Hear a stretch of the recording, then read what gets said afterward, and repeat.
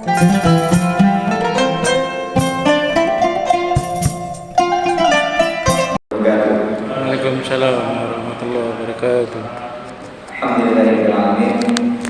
Wassalatu wassalamu ala nabiyina Muhammadin wa ala alihi wa sahbihi ajma'in wa ba'du. Fa ya ibadallahi usikum wa iyaya nasihattallahi wa ta'atihi wa qad fazal muttaqun. Bapak-bapak, ibu dan rahmatullahi wabarakatuh. Amin. Kita bisa berkumpul lagi dalam belajar tafsir.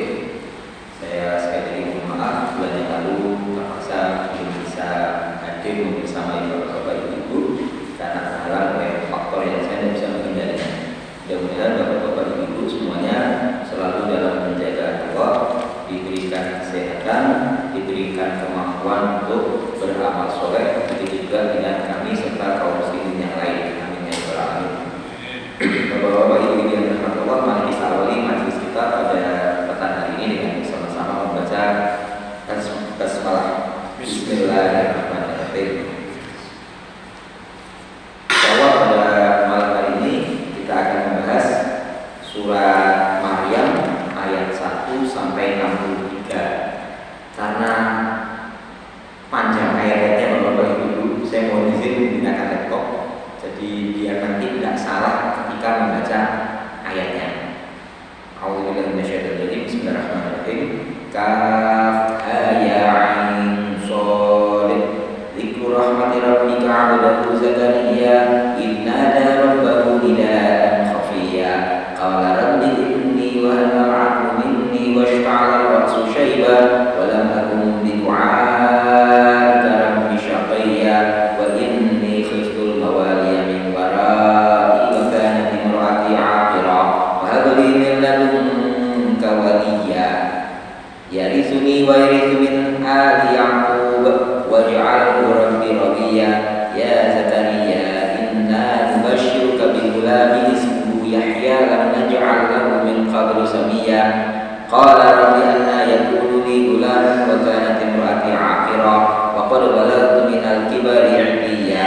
Qala kadzalik qala rabbuka huwa 'alayya hayyin wa qad khalaqtuka min qablu wa lam taku syai'a. Shadaqallahul 'azim. Jadi Bapak Ibu yang dirahmati Allah, sebagai pembukaannya surat Maryam ayat 1 sampai sekitar 50 berapa ya? Itu menceritakan kisah generasi-generasi unggul. Nah, yang sekarang ini kita coba untuk meresapi apa yang menjadi kunci keunggulan mereka itu. Kunci keunggulannya ternyata banyak sekali yang kemudian mengerucut pada satu benang merah yang sama. Generasi-generasi unggul ini mendapatkan ujian dari Allah, lalu kemudian mereka lulus, lalu kemudian mereka ini mendapatkan balasan yang besar dari Allah Subhanahu wa taala. Kuncinya di situ saja. Nah, kita mulai kisahnya dari kisah Nabi Zakaria. Nabi Zakaria itu kan sepuh, sudah tua, lalu kemudian lama tidak punya anak. Karena itu ujiannya Nabi Zakaria itu Bapak Ibu yang dirahmati Allah adalah beliau tidak punya anak lama. Nah, ketika beliau mendapatkan ujian seperti ini, apa yang kemudian harus dilakukan? Apa yang dilakukan beliau yang kemudian bisa kita tiru? Mari kita perhatikan Bapak Ibu yang dirahmati Allah, apa yang dilakukan oleh Nabi Zakaria. Dzikru rahmati rabbika 'abdahu Zakaria. Ini adalah tentang menyebutkan rahmat Tuhanmu terhadap hambanya yang bernama Zakaria. Apa itu rahmat kasih sayang Allah pada beliau? Inna darabbahu nidaan khafiyya. Ketika beliau berdoa kepada Allah dengan suara yang rendah.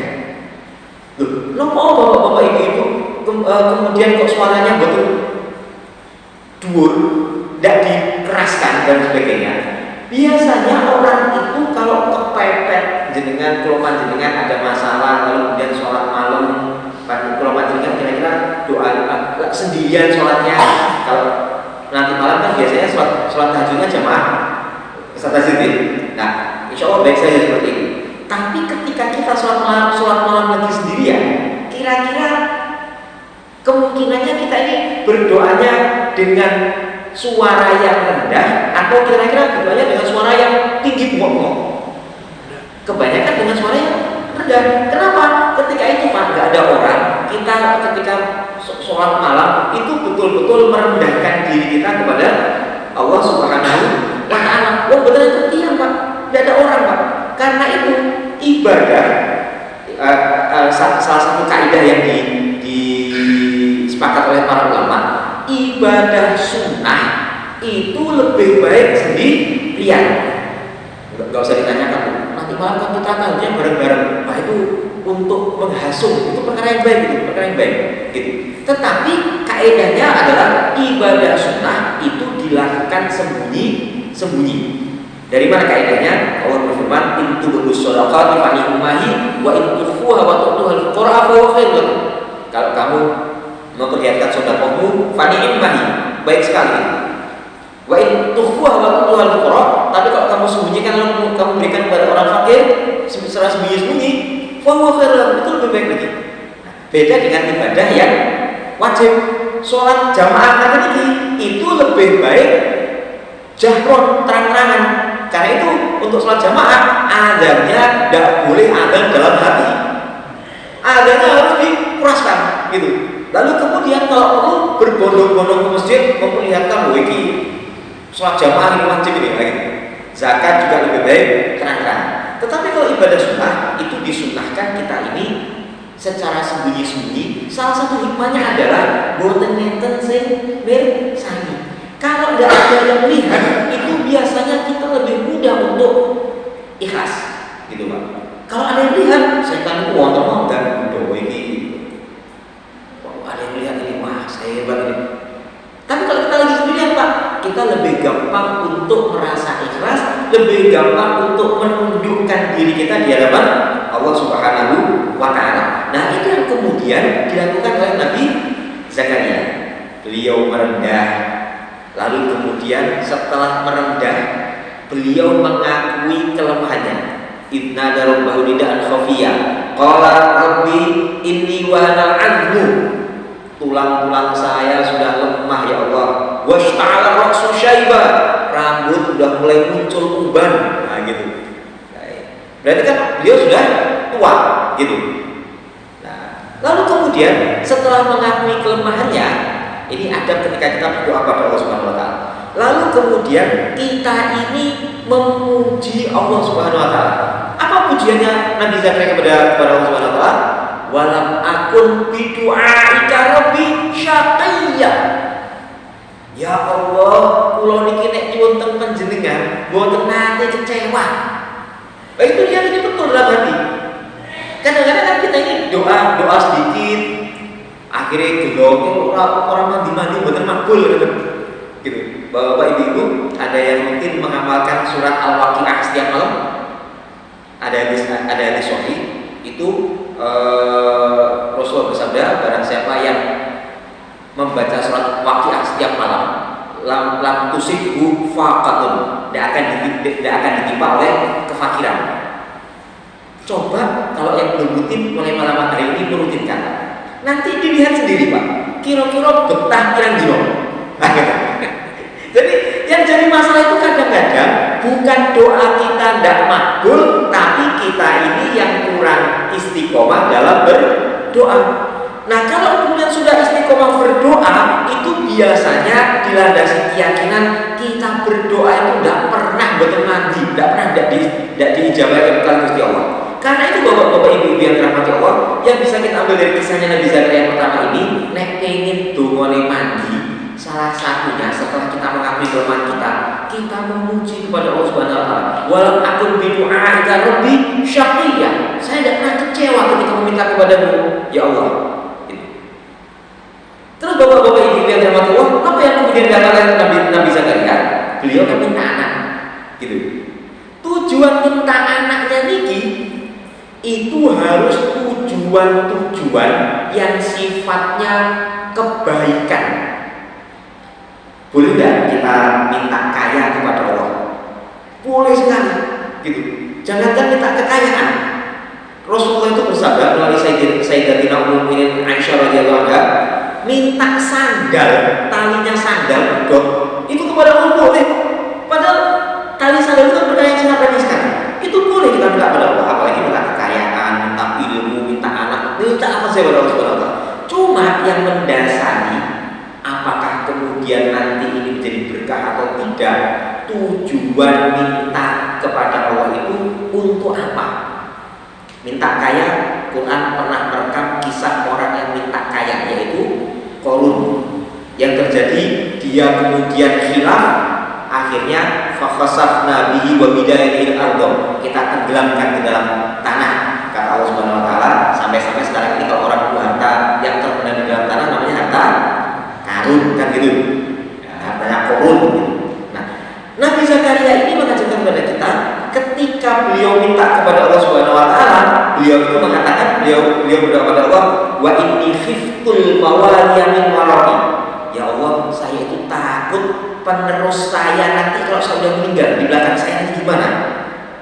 Wa kanat imraati akhirah, padahal istri saya mandul gitu. Fa min ladunka waliya, karena itu berikan kepada saya dari sisimu penerus ya Allah. Tujuannya apa? Yarithuni wa yarithu min ali Yaqub, yang menjadi pewarisku dan pewarisnya keluarga Yakub. Loh, nopo yang kemudian diwarisi oleh beliau dan Nabi Yakub, yaitu perkara kenabian. Karena itu bapak-bapak ibu yang dirahmati Allah, kalau minta kepada Allah, mintanya itu dasarnya dasar kebaikan. Jangan minta kaya kepada Allah Subhanahu wa taala. Walaupun tadi di awal saya bilang boleh kan gitu. Tapi berdoanya, ya Allah, mudah-mudahan zakat saya bertambah banyak. Kalau bapak-bapak ibu-ibu zakatnya bertambah banyak, berarti panjenengan bertambah kaya. Tapi kalau bapak-bapak ibu-ibu bertambah kaya, belum tentu mau mengeluarkan zakat. Kan gitu. Karena itu bapak-bapak ibu yang dirahmati Allah, ini juga menjadi teladan bagi kita. Oh, berarti kalau minta sama Allah itu akhirnya kayak gitu, kan gitu. Bapak-bapak ibu yang dirahmati Allah, apa yang kemudian terjadi? Allah mengabulkan doanya Nabi Zakaria. Beliau dikasih anak namanya Yahya. Itu bahkan dalam lanjutan ayat ini kan Allah berfirman, Nabi Zakaria itu kan sangat kaget. Bagaimana saya bisa punya anak? Wong saya ini sudah tua, saya ini Itiya. Di dalam lanjutan ayat itu disebutkan Itiya. Itiya itu artinya rapuh, tulang-tulangnya sudah rapuh. Dalam tafsir Ibnu Katsir itu disebutkan beliau sudah tua, sudah tidak ada lagi keinginan hasrat untuk berhubungan suami istri.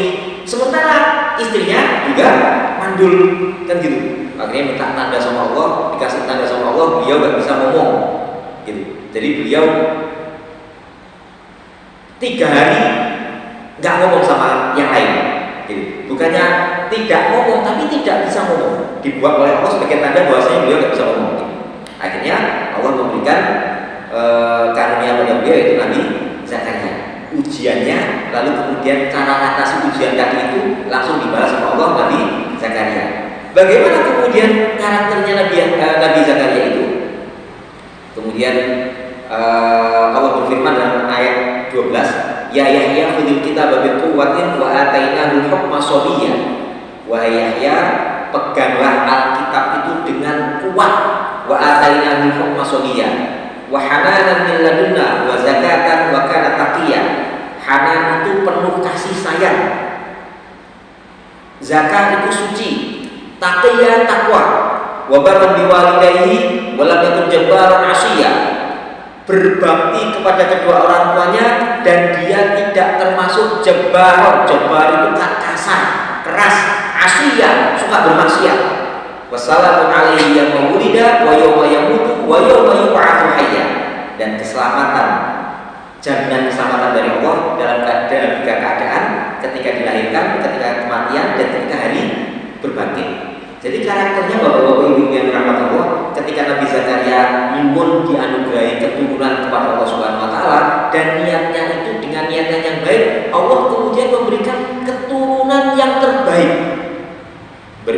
sejak dini. Gitu. Bahkan dalam tafsir Qurtubi, ketika Nabi Yahya itu diajak main sama teman-temannya ketika masih kecil, dia itu menjawab, "Ma khulaqna lihada." Saya tidak diciptakan untuk perkara ini, yaitu main-main dolanan kayak gini. Gitu. Nah, ini bapak ibu yang berhormat Allah yang mungkin sekarang punya anak dolan itu kecanduan HP dan sebagainya, banyak-banyak didoakan bapak ibu. Gitu, banyak-banyak didoakan. Janganlah diketuli. Aku cukup biar banyak doa yang Gusti Allah ini pratenanan akhirnya anakku dolanan terus. Jangan disayang itu. Cuma segera ambil langkah untuk perbaikan, salah satunya banyak-banyak berdoa kepada Allah Subhanahu wa taala. Langkah-langkah yang lain itu banyak, tidak cukup hanya berdoa saja agar gitu. Lalu kemudian Nabi Yahya itu penuh belas kasih, lembut orangnya, lalu bertakwa, lalu berbakti kepada orang tuanya. Lalu kemudian yang menarik bahwa Bapak Ibu yang dirahmati Allah, Allah itu memberikan jaminan keselamatan dalam 3 perkara. Wassalamun alayya yauma wulidtu wa yauma amutu wa yauma ub'atsu hayya. Keselamatan bagi diriku pada hari wassalamun alayhi yauma wulida wa yauma yamutu wa yauma yub'atsu hayya.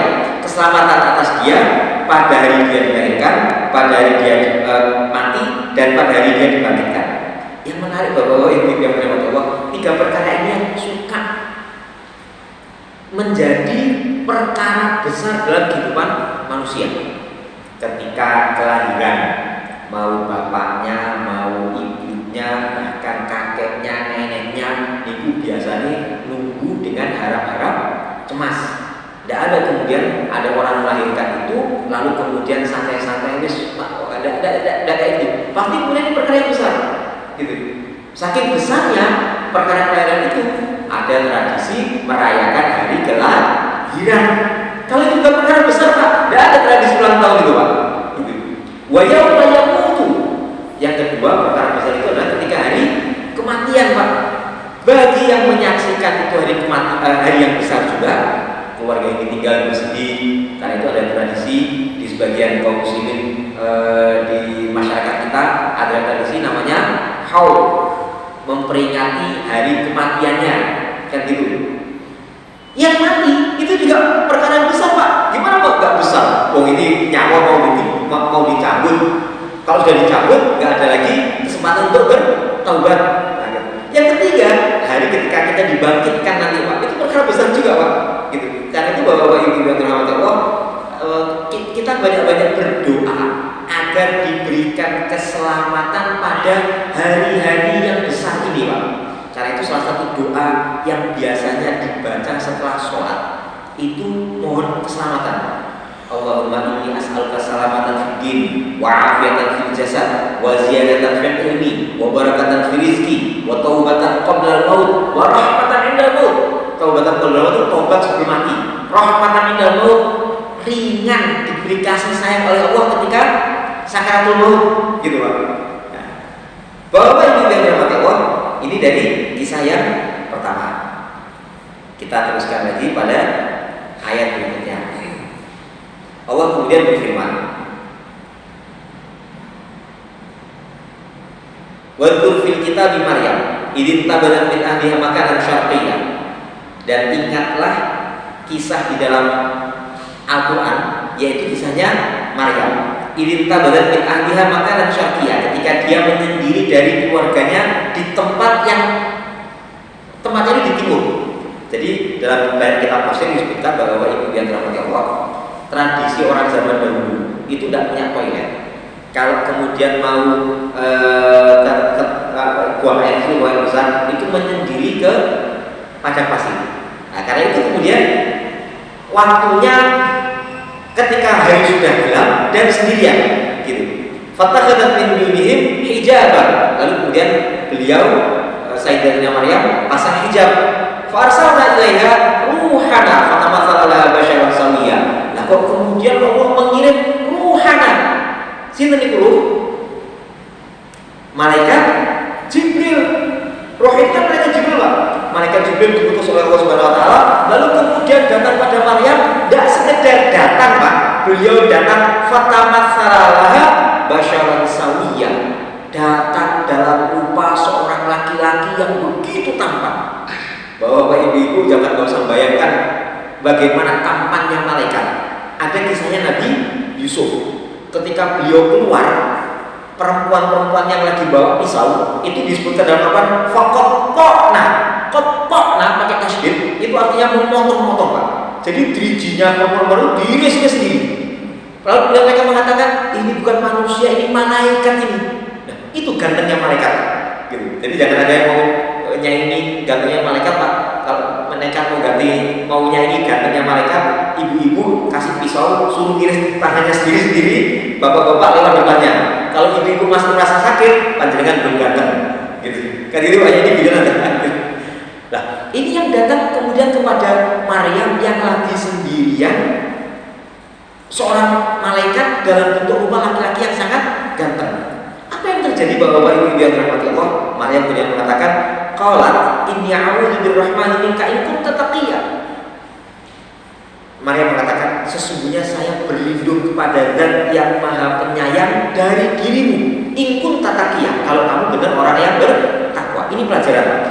Yang pertama dari kisah surat Maryam ini awal sampai nanti sekitar ayat 51, Maryam Sayyidatina Maryam itu satu-satunya tokoh perempuan dan memang beliau dijamin bersama istrinya Fir'aun itu sebagai wanita penghuni surga.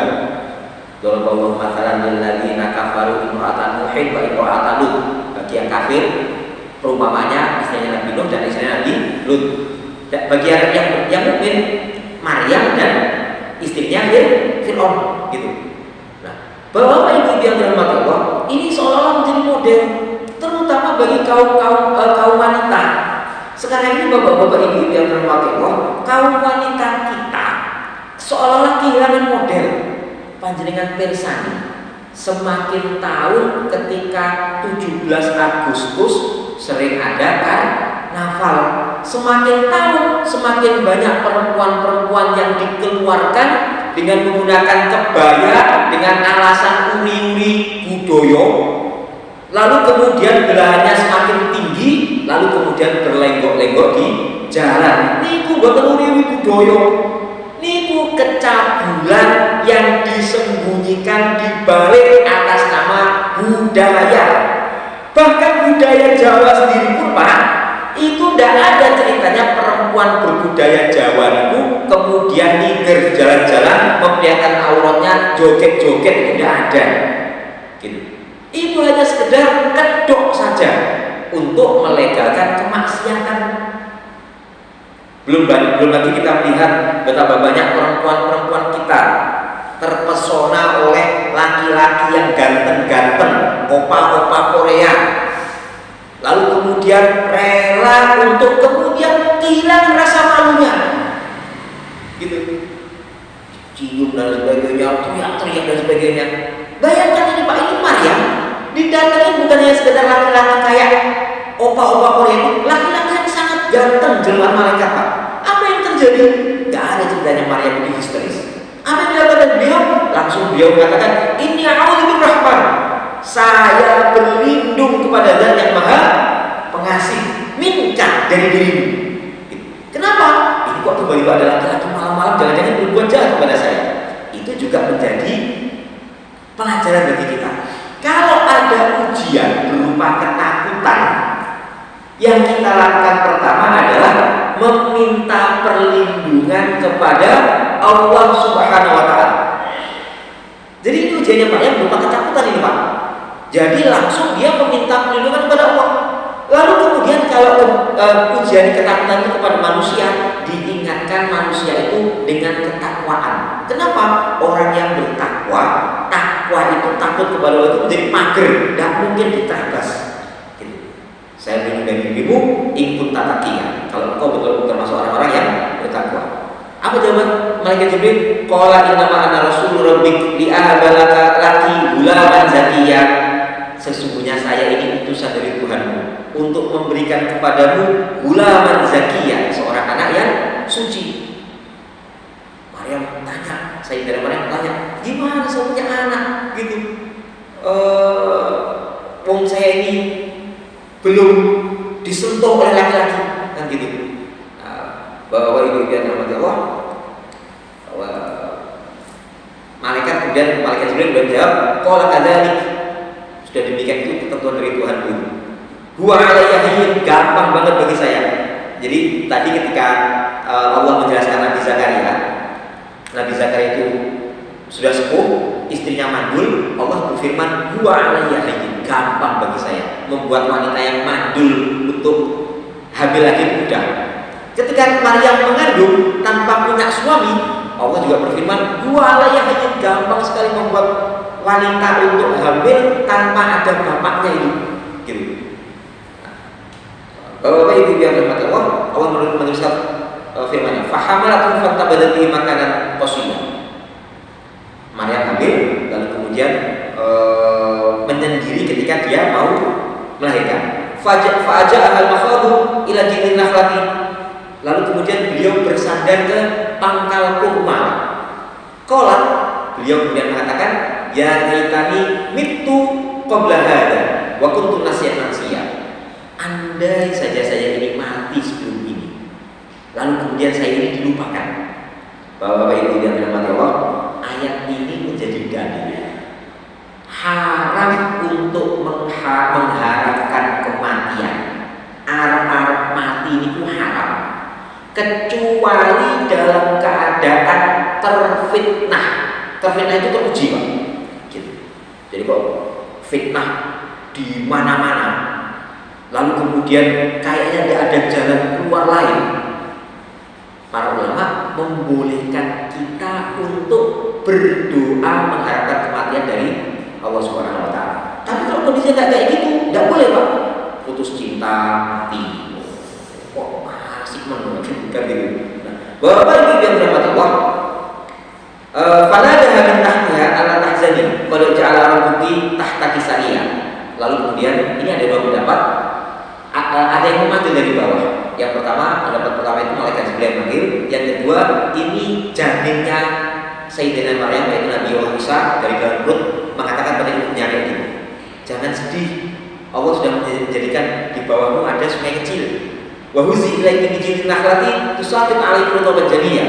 Dan kemudian goyangkan mangkal kurma, nanti jatuh sendiri rutop. Dari sisi medis rutop itu makanan yang paling cocok untuk ibu pasca melahirkan atau bahkan ibu yang ingin hamil. Yang menarik, Pak, Allah itu memerintahkan kepada Maryam, huzi ilaiki bi jidin nakhlati, goyangkan pangkal kurma. Yang sudah pernah haji, yang sudah pernah umroh, pernah lihat pohon kurma, Pak, ya? Atau nggak usah haji, nggak usah umroh, di Masjid Agung, Pak, itu ada pohon kurma di depannya itu, gitu. Jadi kan kalau namanya menggoyangkan pangkalnya pohon kurma itu, goyang ngomong betul, nggak goyang, Pak, itu, Pak, gitu. Pangkal yang digoyang, Pak, nggak goyang, Pak. Bandengan yang kuat saja nggak goyang, apalagi ini ibu mau melahirkan, itu lemah banget itu, Pak. Tapi oleh Allah Subhanahu wa Ta'ala tetap disuruh huzi ilaiki, goyangkan itu. Apa manfaat yang bisa kita ambil, faedah yang bisa kita ambil? Allah itu menetapkan sesuai dengan sunnahnya. Harus ada usaha. Orang berhaji itu ada syariat sa'i antara Safa dan Marwah. Itu kan mempelajari ibunda Hajar, kan gitu. Cari air bolak-balik 7 kali antara Safa dan Marwah. Ada usaha, Pak. Dari mana airnya memancar? Lah, airnya memancarnya dari kakinya Nabi Ismail, kan gitu. Bukan dari usaha. Kenapa? Allah mewajibkan usaha, tetapi hasilnya itu Allah Subhanahu wa Ta'ala yang menentukan. Kondisi selemah apapun kita, Pak, ketika ada ujian, itu tetap wajib berusaha. Wa huzi ilaika bijidin nakhlati tusaqit 'alaihi rutaban janiyah wa kuli washrabi wa qari 'aina, makan minum, tenangkan hatimu, gitu. Fa imma tarina min al-bashari ahadan faquli inni nadartu lirrahmani shauma falam kalima al-yawma insiya. Kalau ketemu sama orang nanti katakan, saya nadar untuk puasa, tidak bicara, gitu. Hari ini saya nggak mau ngomong sama manusia. Apa faedah yang bisa kita ambil bahwa Ibu yang dirahmati Allah, bahwasanya ketika kemudian Sayyidatina Maryam itu sudah betul-betul menerima takdir Allah. Beliau punya anak tapi tidak punya suami. Sudah betul-betul menerima, dan takdir Allah harus diterima, Pak. Sudah betul-betul istislam.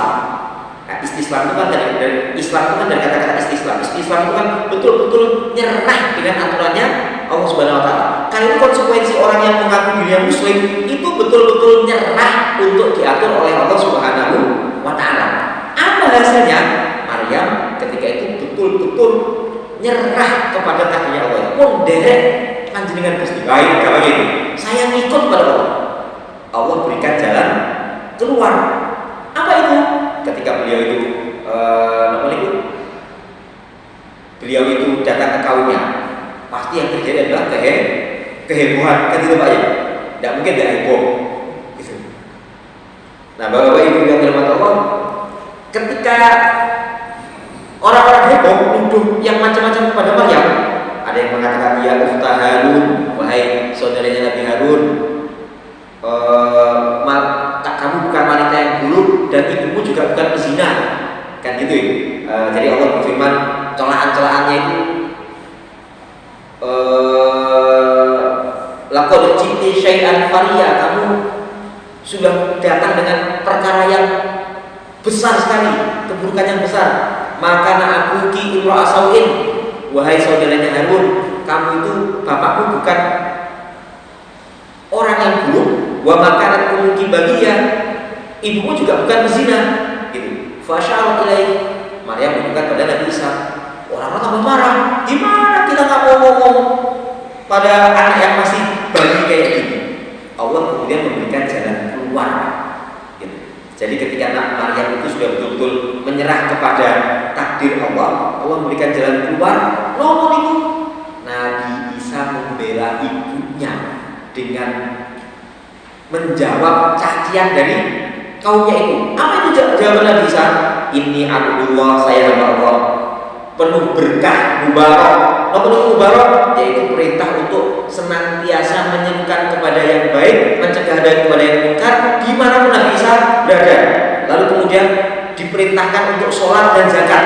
Lalu kemudian berbakti kepada ibunya. Karakteristiknya beliau kayak gitu Pak. Bapak Ibu yang dirahmati Allah, saya teruskan lagi. Ini adalah kisah tentang Nabi Isa. Lalu Allah mencela betul orang-orang yang berlaku zalim. Siapa itu orang-orang yang berlaku zalim? Salah satunya adalah orang-orang yang menyembah selain Allah. Syirik itu kan kezaliman yang paling besar. Zalim itu kan meletakkan sesuatu bukan pada tempatnya, kan gitu Pak. Yang menciptakan Allah, yang kasih nikmat Allah, lah kok yang disembah bukan Allah, itu kan kezaliman yang besar. Nah, salah satu bentuk kezaliman kemusyrikan kayak gini adalah klaim bahwasanya Nabi Isa itu Tuhan, Nabi Isa itu anak Tuhan, Nabi Isa itu salah satu di antara 3 Tuhan. Orang Bani Israel Pak, ketika sudah sepakat dengan kemujizatan Nabi Isa seperti ini, mereka terpecah menjadi 4 golongan. Yang pertama golongan Yahudiyah, mereka mengatakan Nabi Isa adalah Allah yang turun ke bumi. Lalu kemudian golongan Nestoriyah itu mengatakan Nabi Isa adalah anaknya Allah. Lalu kemudian golongan ketiga golongan Israiliyah, yaitu raja-raja Bani Israel. Nabi Isa adalah satu di antara 3 Tuhan, Trinitas. Golongan keempat yang mengatakan Nabi Isa adalah hamba Allah, Rasulnya, ruhnya Allah, dan juga kalimatnya. Ini kelompok yang selamat, ini kelompok yang muslim. Nah, Bapak Ibu yang dirahmati Allah, Allah mengancam orang-orang yang zalim seperti ini dengan kemudian kalimat hasroh. Nomor hasroh yaitu penyesalan yang kemudian tidak ada lagi kesempatan untuk bertobat. Nah, Bapak Ibu yang dirahmati Allah, saya teruskan kisahnya. Lalu kemudian Allah menyebutkan kisah Nabi Ibrahim. Nabi Ibrahim itu Pak dalam surat Maryam itu disebutkan berdakwah kepada orang terdekat, yaitu bapaknya. Apa yang disampaikan Nabi Ibrahim? Ya abadi itu diserap dalam bahasa Indonesia menjadi abah. Saya kalau panggil beliau Abah Samsu, apa maknanya? Saya berarti menghormati beliau. Gitu. Panggilan Abah Samsu, Abah Komar, nah, itu lebih tinggi derajat penghormatannya dibandingkan kalau saya manggil Pak Komar, Pak Samsu kan gitu. Abadi itu panggilan kehormatan, panggilan kelembutan. Kalau anak pada orang tua pada anak, ya bunaya, wahai anakku, itu lembut, hormat. Jadi artinya Nabi Ibrahim ketika itu memperlakukan bapaknya penuh kehormatan, penuh kelembutan. Ya abadi ini qad ja'ani minal ilmi malam yatika. Saya sudah punya ilmu. Oh diajak nyembah pada Allah. Apa kemudian jawabannya bapaknya? Qala araghibun anta an alihati ya Ibrahim. Wahai Ibrahim, kamu gak senang ya sama Tuhan saya? Bapaknya ini kan azan, itu kan membuat berhala Bapak Ibu yang lewat Allah. Gitu. Apa kemudian kata-kata bapaknya? La ilaha illallah, kalau kamu gak berhenti, la arjumannaka, saya rajam kamu. Nabi Ibrahim menyeru dengan lembut, dengan penuh penghormatan. Nah, bapaknya membalas dengan cacian, ancaman, kekasaran. Dan sekedar cacian saja Pak, diancam, kamu nekat, mandek, tak rajam. Besok dirajam itu Pak, dilempar batu sampai mati, gitu Pak. Bapak-bapak ibu yang dirahmati Allah, apa tanggapan Nabi Ibrahim? Beliau tetap berlaku lemah lembut pada bapaknya. Jadi beliau ini diuji dengan kekerasan, kekasaran, ancaman bapaknya. Beliau tetap berlaku lemah lembut sampai-sampai beliau ini berjanji mintakan ampun untuk bapaknya. Walaupun dalam ayat yang lain disebutkan permintaan ampun Nabi Ibrahim untuk bapaknya ini ditolak oleh Allah Subhanahu Wa Taala. Bapak-bapak ini dan itu menjadikan dasar bahwasanya seorang anak itu tidak diperbolehkan memintakan ampun untuk orang tuanya yang sudah jelas mati dalam keadaan kafir.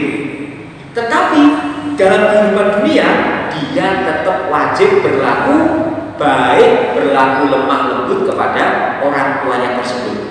Jadi kalau ada bapak ataupun anak belajar agama yang satunya kafir, satunya mukmin, maka tidak diperbolehkan memintakan ampun. Bagaimana mungkin memintakan ampun pada orang yang kafir? Kan kayak gitu. Bapak ini biar dirahmati Allah. Allah kemudian membalas ada satu istilah psikologi yang sangat cukup populer Pak, namanya luka pengasuhan. Apa itu luka pengasuhan? Yaitu terkena perlakuan buruk dari orang tuanya ketika zaman dahulu, yang kemudian ini menjadi jalan pembenaran untuk kemudian melakukan hal yang buruk lagi. Aku biar dikepui kalau bapak ibu, saya kira dia akan kepui. Bapak ibu yang dirahmati Allah, luka pengasuhan seperti ini dalam kisah Nabi Ibrahim tidak ada. Beliau diperlakukan buruk oleh bapaknya, tapi beliau tetap memperlakukan orang tuanya dengan cara yang baik. Karena itu siapapun para anak, kita ini pasti menjadi anak apa ya? Siapapun para anak tidak boleh membalas perlakuan buruk orang tuanya di masa lalu dengan keburukan sekarang ini. Tidak boleh. Kita diperintahkan untuk berbakti kepada orang tua kita. Perkara orang tua kita ini memperlakukan kita dengan buruk, itu urusan beliau, urusan orang tua kita dengan Allah Subhanahu Wa Taala. Tidak boleh kemudian memanggil orang tua itu menjadikan seorang anak kemudian membalas keburukan kepada bapaknya. Apa yang terjadi? Beliau kemudian dibalas dengan anugerah kenabian kepada keturunannya, yaitu Nabi Ishak, lalu kemudian Nabi Yakub. Nah, kita teruskan lagi Bapak Ibu yang dirahmati Allah. Lalu Allah melanjutkan firman-Nya, "Wa dzkur fil kitab Musa, innahu kana mukhlasan wa kana rasulan nabiyya." Ingatlah dalam kitab ini yaitu kisahnya Nabi Musa, mukhlason, orang yang ikhlas. Nah, gitu. Saya sering memberikan contoh ikhlas itu Pak, itu tentang pondok saya izin yang pondok-pondok yang lain pasti juga punya banyak kelebihan, tapi karena saya di pondok di Gontor itu teringat betul Pak. Bapak-bapak saya yakin, bapak ibu-ibu saya yakin semuanya pernah dengar namanya pondok modern Gontor. Pernah dengar Pak ya? Sekarang saya tanya, siapa nama Kiai Gontor? Pak Aziz saya jawab. Karena beliau Aziz di Gontor itu. Ada yang tahu nama Kiai Gontor? Nggak ada Pak. Kenapa? Itu pertunjukan keikhlasan Pak. Gontor sebesar itu kiainya nggak dikenal sama masyarakat. Paling yang kenal hanya para santri-santrinya, alumni, mungkin juga oleh santri. Kok pasti tahu ya? Siapa Pak namanya kiainya? Kiainya yang sekarang? Ya sekarang. Ya kiai sekarang. Kiai Haji Abdullah Sahal. Kiai Haji, ya hampir betul Pak. Terus yang kedua ketiga Pak? Trimurti kan? Kayaknya 3 Pak Gontor itu. Iya Trimurti 3. Betul. Ahmad Sahal. Nama beliau Hasan Abdullah Sahal. Yai Ahmad Sahal itu ayah beliau. Iya. Lalu Zakas.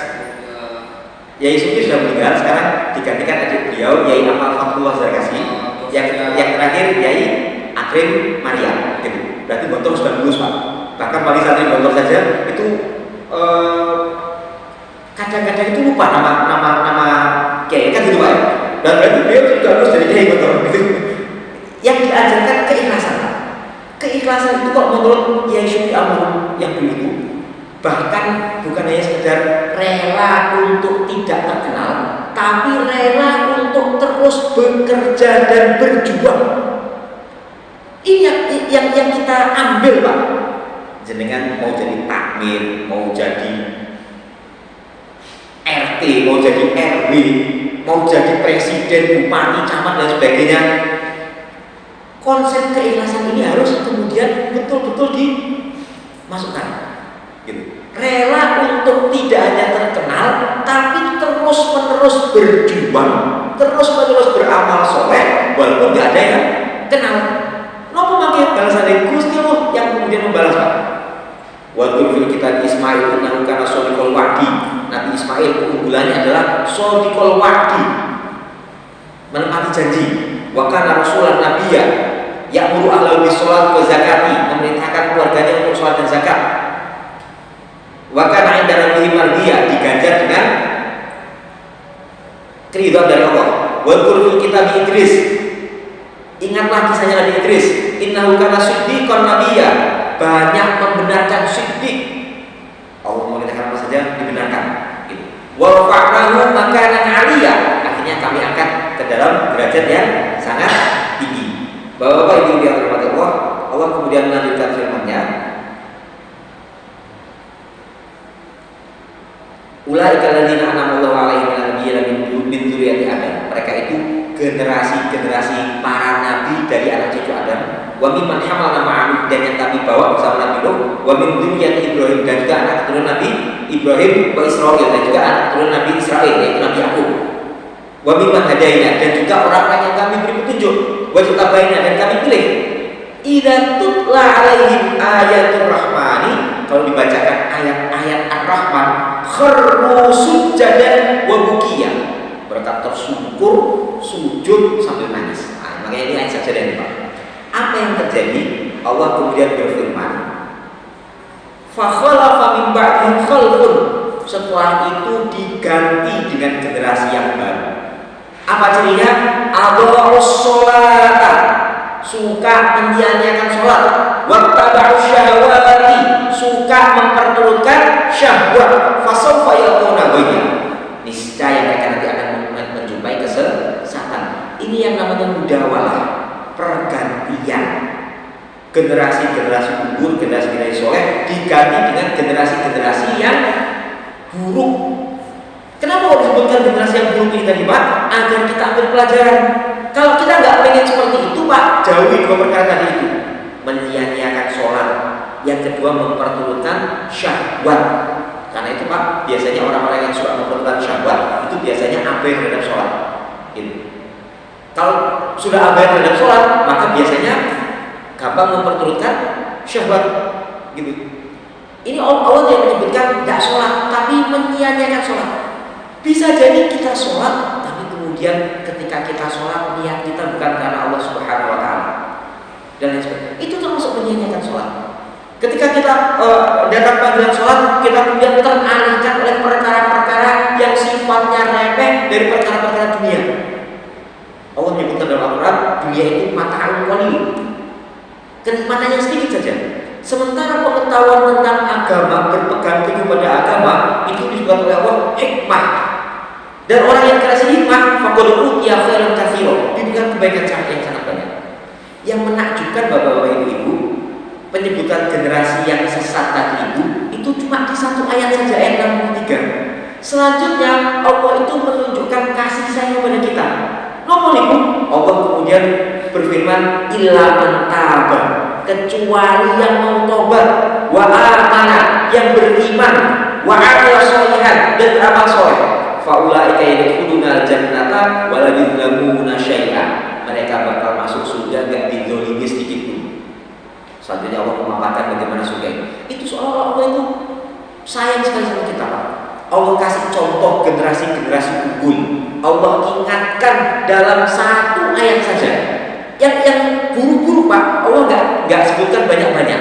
Seolah-olah Allah itu kasih hiburan. Walaupun kamu punya potensi buruk kayak gini, yang penting kamu tahu cara menghindarinya tadi itu. Lalu kemudian kamu mau tobat, kamu mau beriman, kamu mau beramal soleh, mlebu swarga. Allah itu kasih hiburan seperti itu. Betapa sayangnya Allah itu kepada kita sebagai hambanya.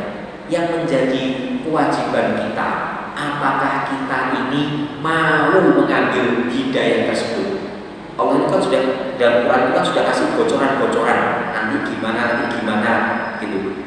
Dalam surat Al-An'am Allah berfirman, wa minhum man yastami'u ilaik, di antara orang-orang kafir itu ada yang ingin mendengarkan Quran kepada Muhammad.